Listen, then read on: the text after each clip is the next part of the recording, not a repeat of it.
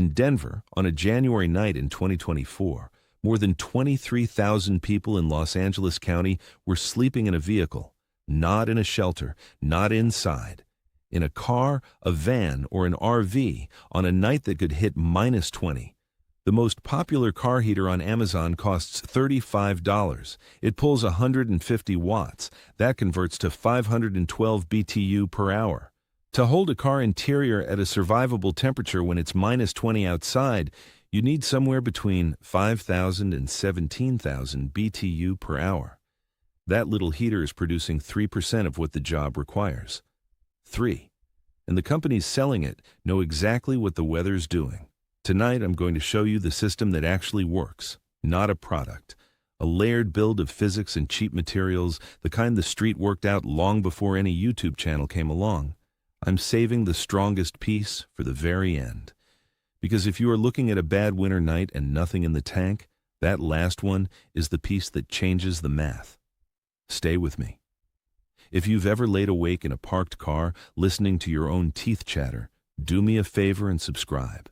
Everything I put out is about staying warm, staying hidden, and staying alive on a few dollars. That's the only promise I make here. I spent more winters than I'll admit sleeping in a car. Some of them were fine. Some of them were the kind of cold that gets into your hands before you fall asleep and hasn't left them by morning. I know what it's like to not be sure if you can't feel your feet, because you're fine or because you're not. I'm not here to tell you it's easy. I'm here to tell you what works. The thing people reach for is the little plug-in heater. The 12-volt unit with the cigarette lighter socket. You've seen them. $35 on Amazon, 150 watts, a foil heating element behind a small fan, a listing with 4-star reviews, and a picture of someone comfortable in a snow-covered car. I understand the instinct. When you're cold and scared, you want something in your hand that makes heat. Here is what it actually does. 150 watts converts to 512 BTU per hour. The best consumer unit on the market, the one that draws 50 amps and costs $60, gives you about 2,000 BTU per hour on high. To hold a car interior at 65 degrees Fahrenheit when it's -20 outside, that's an 85-degree temperature gap through single-pane glass and uninsulated sheet metal. You need 5,000 to 17,000 BTU per hour. Depends on the car, depends on the wind, depends on whether your door seals are intact. 500 BTU covers maybe 3% of that need. At -20, that heater will not stop the car from reaching a dangerous interior temperature. The physics will not allow it. And then there's the battery. A standard car battery holds 600 to 800 watt-hours. At -20, cold reduces battery chemistry efficiency by 35 to 40%, so your effective capacity is already down before you've used a watt. Run that heater 4 hours, and you wake up to a dead battery in -20 weather. Now you can't start the car.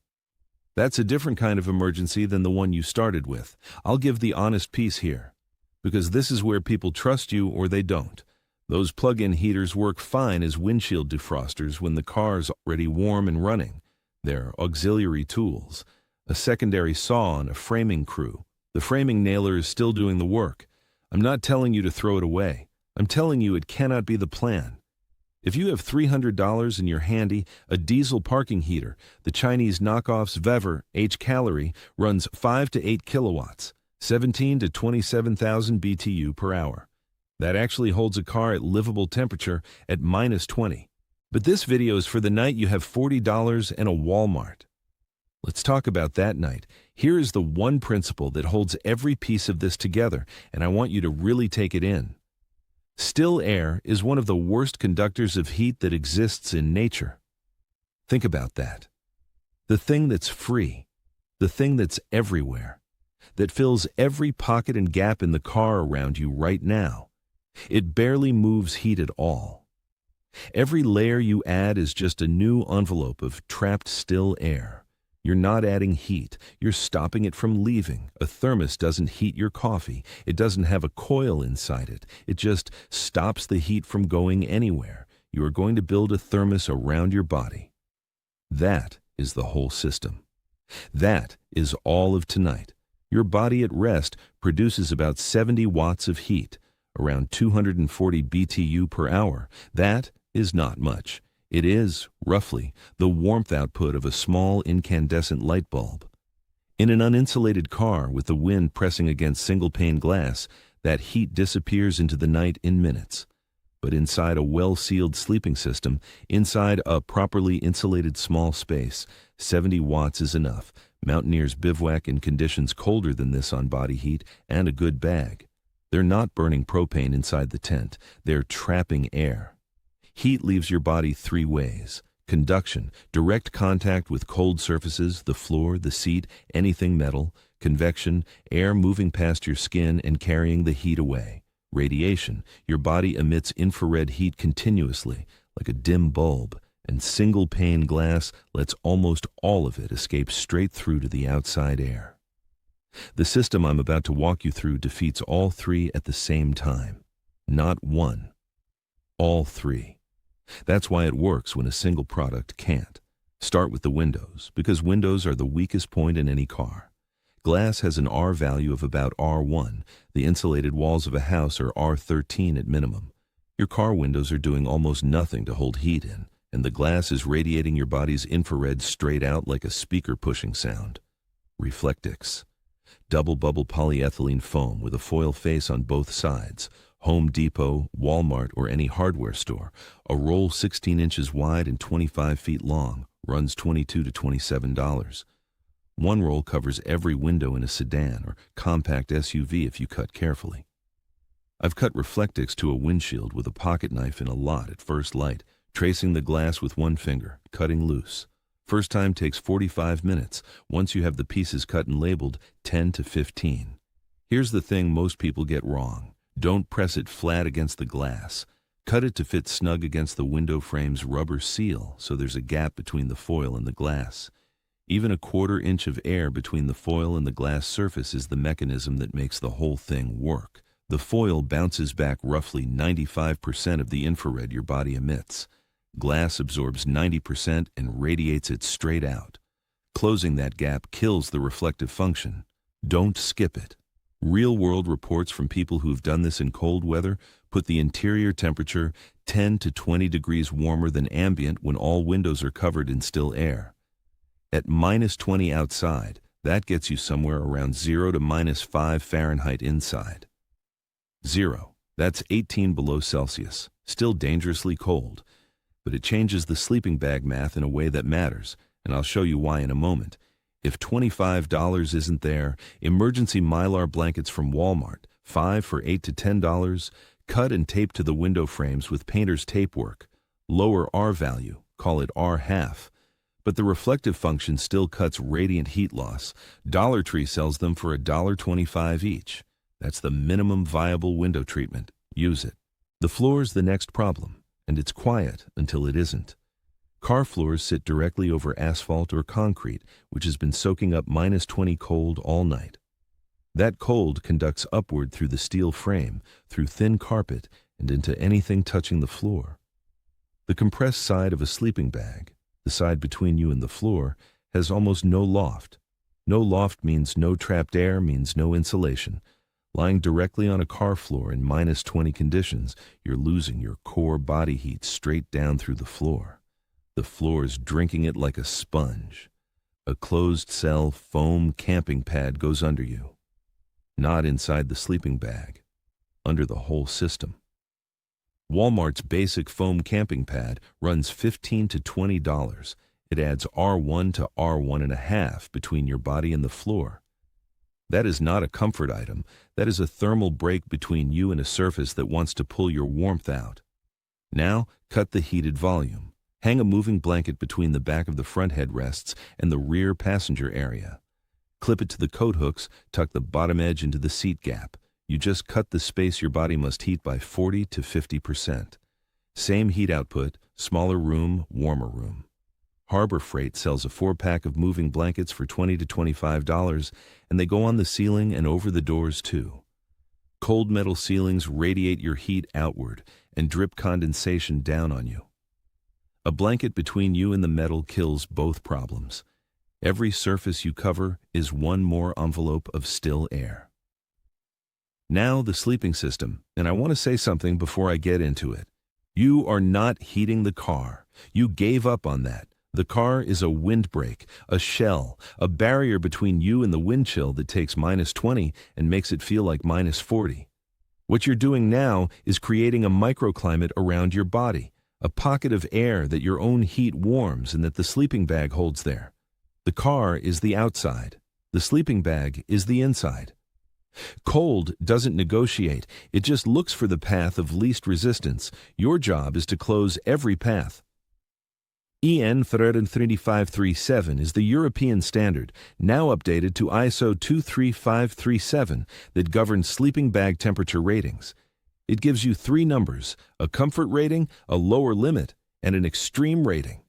The extreme rating is a 6-hour survival figure. That's the number for keeping a person alive, not comfortable. For -20 Fahrenheit, -29 Celsius, you need a bag with an extreme rating at or below that temperature. A bag with that kind of rating from a name brand costs $150 to $400 new. I know, so here's the street answer. Layer 2 bags. An outer bag creates a dead air shell around the inner bag. The inner bag's loft doesn't compress because nothing is pressing it from outside. The warmth ratings are additive. You add roughly 15 to 25 degrees of effective warmth over what either bag provides alone.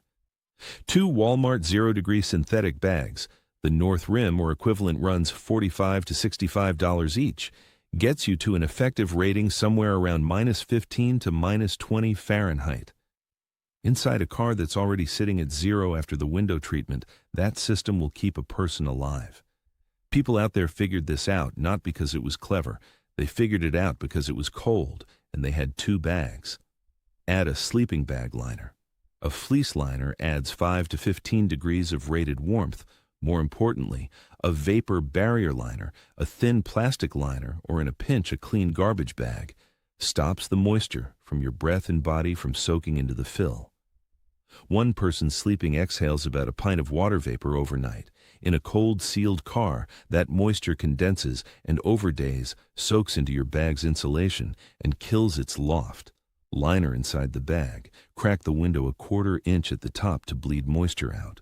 Not the bottom. Cold air falls, warm air rises. The crack at the top lets moisture escape without letting a column of cold air fall in on you. Now the hot water bottle. I know, you've already raised an eyebrow. Stay with me.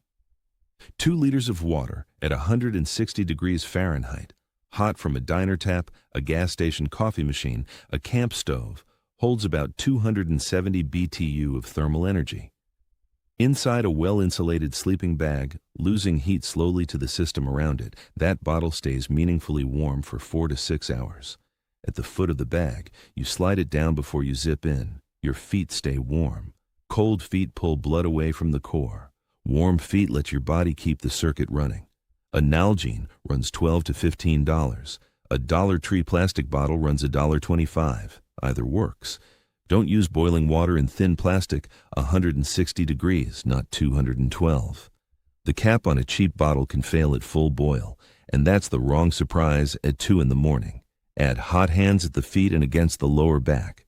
10-pair pack at Walmart, $8 to $10. 7 to 10 hours of heat output per pair. Surface temperature somewhere between 104 and 122 degrees. Wrap them in a sock, never directly on skin for that long. 2 pairs a night is somewhere between $1.60 and $2. That's warmth insurance for less than a cup of coffee. Stop for a moment and notice what all of this has in common. The window foil, the foam pad, the moving blanket, the zipped sleeping bag, the liner, the water bottle. Every single piece is doing one thing: slowing the rate at which your own heat escapes into the cold, not adding heat, stopping it from leaving. Your grandmother knew this. She piled 3 quilts on the bed in January, stuffed newspaper into drafty window frames, hung a blanket across the hallway to keep the bedroom air in a small pocket. She did not call it thermal management. She called it not being cold. Same principle, all the way down. Rich folks buy it now for $3,000 and call it an insulated cargo van. She called it Tuesday. Where you park is part of the system too. In winter, park east-facing.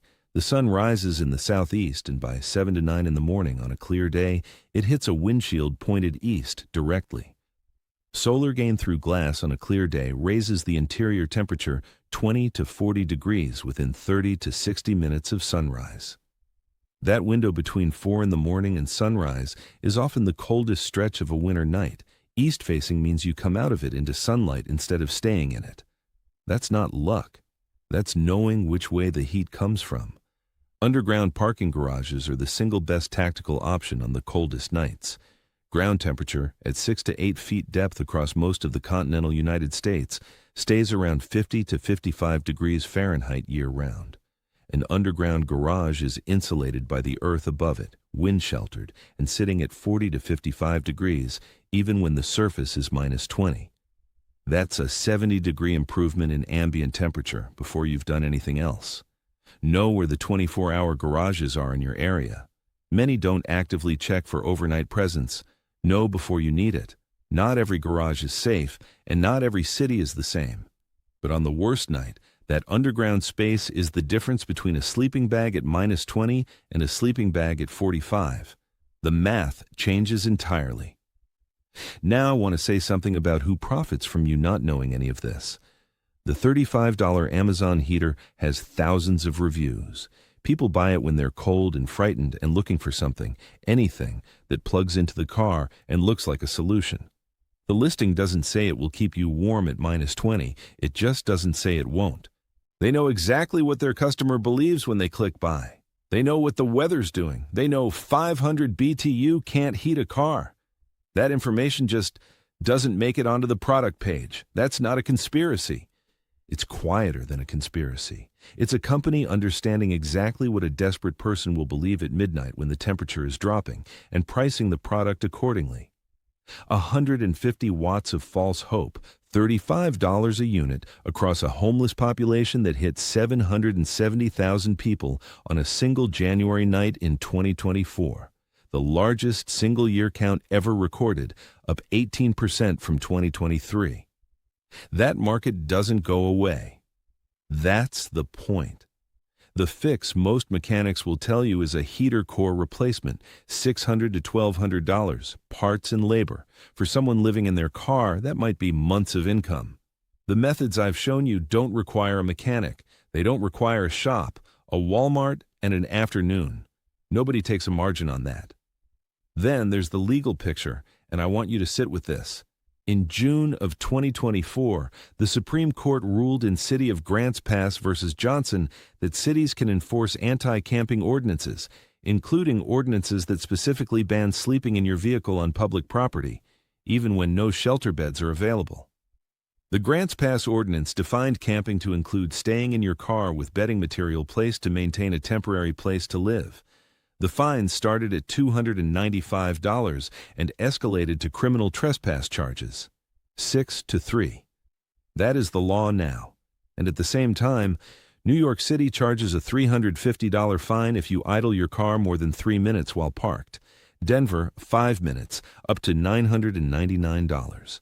So at -20, you cannot sleep outside. You cannot run your engine to stay warm. You cannot afford a hotel. The shelters are full. And the cold weather exception in Colorado, state law says below 20 degrees Fahrenheit. The 5-minute limit does not apply. That information is not posted where vehicle dwellers park. Nobody tells you. The fine comes first. Nobody sat in a room and decided to freeze homeless people. It's quieter than that. A code here, an ordinance there, a fine that's cheaper for the city than a shelter bed is to build. None of those laws, standing alone, were written to kill anyone. Combined at -20, without the knowledge I've just given you, they can. Now, stop. I need a minute here. Carbon monoxide is a killer. 624 people died from accidental CO poisoning in the United States in 2022. More than 80% of CO deaths happened between September and April. A car running in a garage, even with the door cracked, is not safe. A tailpipe packed with snow is not safe. If the exhaust can't get out, it comes in. I am not going to be the man who gets you hurt to win a click. If you run the engine outdoors in open air, check the tailpipe first. Visually, every time. A snowdrift packs a tailpipe in minutes. Buy a Kitty battery-operated CO detector, $22 at Walmart, and set it at sleeping level, not the ceiling. CO is heavier than air and it concentrates low. If that alarm goes off, get out. Immediately. Don't wait to feel sick. Carbon monoxide impairs judgment before it causes any feeling of sickness. You will not know you're in danger until the danger is already deep. Hypothermia begins when your core temperature drops below 95 degrees Fahrenheit, 35 Celsius. Severe hypothermia below 82 degrees. Below 75 degrees Fahrenheit, survival odds fall sharply. The sign people miss, shivering stops suddenly, not because you're warming up. That's the body abandoning that mechanism. That is the moment to act, not to wait. The time to do something about hypothermia is when shivering starts, not after it stops. Feet and hands are the first frostbite sites. At -20 Fahrenheit, exposed skin frostbites in under 5 minutes with wind chill. Double your socks. Hot water bottle at the feet. Never sleep in wet socks. Wet insulation is no insulation. Now the things you've seen other people do. Don't. Candles. A paraffin tea light produces about 25 to 30 watts of heat. Your own body produces 70. A candle is less than half your personal heat output, and it will not raise the interior temperature in any meaningful way.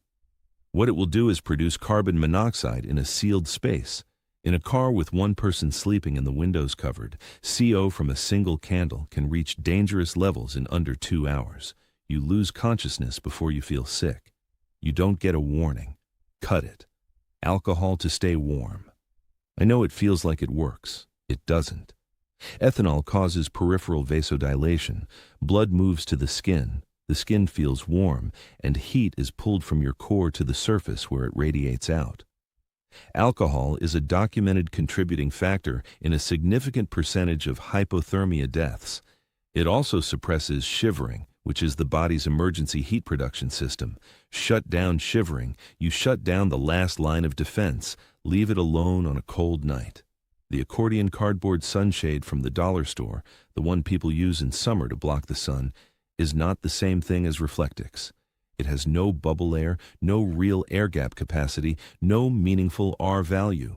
Marginally better than bare glass, and at -20, the margin matters. It's not a substitute for the real material on the coldest night you'll ever have. I know what some of you are thinking. People still die from this. You can't survive -20 in a car without real heating. You're right that people die. I'm not going to tell you otherwise. They die because they had a $35 heater and nothing else. They die because they ran the engine with snow packed over the tailpipe. They die because they slept in a garage. They die because no one ever told them the physics. A properly rated sleeping system inside a properly insulated car with your own body heat as the heat source will keep a person alive at -20 Fahrenheit. Not comfortable. Alive. Those are two different words, and I'm using them carefully. And some of you are going to ask about the condensation building up over days. One person sleeping exhales about a pint of water vapor every night in a sealed cold car that condenses on the windows and metal. Over multiple nights, it soaks into insulation and kills the R value. Crack the window a 1/4 inch at the top edge each night, just the top. Dry out your insulation during the day when you can. Keep the vapor barrier liner inside your sleeping bag to stop the fill from saturating. Now, here's the thing I promised you at the start. If you have $30 to $38 and a utility knife, 1 sheet of polyisoconurate rigid foam board, 4 feet by 8 feet, any Home Depot or Lowe's, changes every number I've given you tonight. Polyiso is the highest R-value rigid foam insulation made, R6.5 to R7 per inch of thickness, cut panels to fit the floor, the interior door panels, the rear cargo area, and if you can reach it, the headliner. The floor panel goes under your foam sleeping pad. The door panels go between the door card and the metal body. You don't need to remove the interior permanently. The panels sit and wedge. You're lining the inside of the car with real insulation. Not reflective film, not a moving blanket, but genuine R7 material. The temperature delta with a full polyiso build combined with the Reflectix window covers is 25 to 40 degrees above ambient. At -20 outside, that interior is running at 0 to 20 degrees Fahrenheit before your body heat or sleeping system contribute a single BTU. One sheet of foam board, $30-something. This is exactly what camper van builders do. It's called a van build on YouTube and gets 1 million views. Out here, the same piece of foam keeps a person alive in their car in January. Different names, same physics. Total cost of the full system, buying everything new. Reflectix for the windows, a foam camping pad, 2 moving blankets, 1 sheet of polyiso, 2 Walmart sleeping bags, a liner, a Nalgene, a 10-pair box of hot hands, and a CO detector. Somewhere around $160 to $180 if you're buying new. Piece it together from Walmart and Harbor Freight, closer to $120. For the night you have nothing and need something, Reflectix, 1 sleeping bag, a foam pad, a Dollar Tree water bottle, and a pair of hot hands. Under $40. That keeps you alive. So here's what I'd do before the sun comes up if I had to put this together tonight. Cover the windows first. Reflectix if there's a Home Depot open. Emergency Mylar blankets if there isn't. Cut them to the frame, not flush against the glass. Hang a moving blanket between the front and back seats. Foam pad down on the floor. Fill a water bottle with the hottest water you can find. Slip it to the foot of the bag. 2 bags if you have them, 1 good one if you don't. Hot hands at the feet and lower back wrapped in a sock. CO detector running. Engine off. Park east facing if you have the option.